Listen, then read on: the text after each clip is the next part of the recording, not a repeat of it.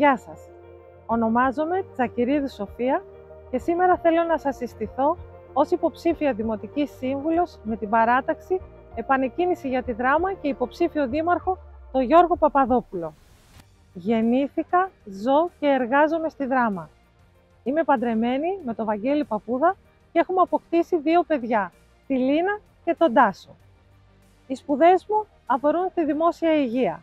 Κατέχω μεταπτυχιακό τίτλο από την Εθνική Σχολή Δημόσιας Υγείας και μετρώ χρόνια αρκετά στο ελεύθερο επάγγελμα και ακόμη περισσότερα ως εκπαιδεύτρια ενηλίκων.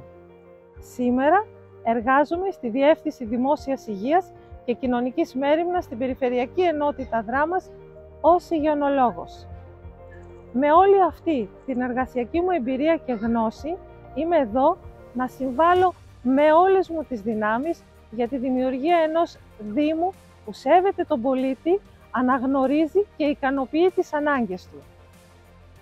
Για μένα, η προαγωγή και προάσπιση της δημόσιας υγείας, της υγείας των πολιτών, καθώς και η θωράκιση κάθε κοινωνικής δομής του Δήμου της Δράμας είναι αδιαπραγμάτευτη προτεραιότητα.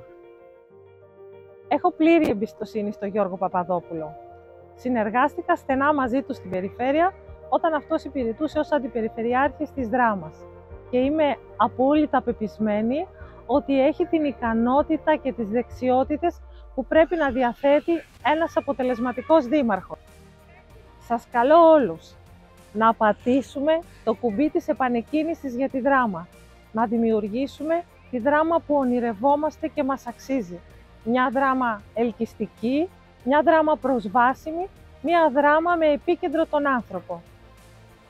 Να θυμάστε, επανεκκίνηση για τη Δράμα με Σοφία Τσακυρίδου.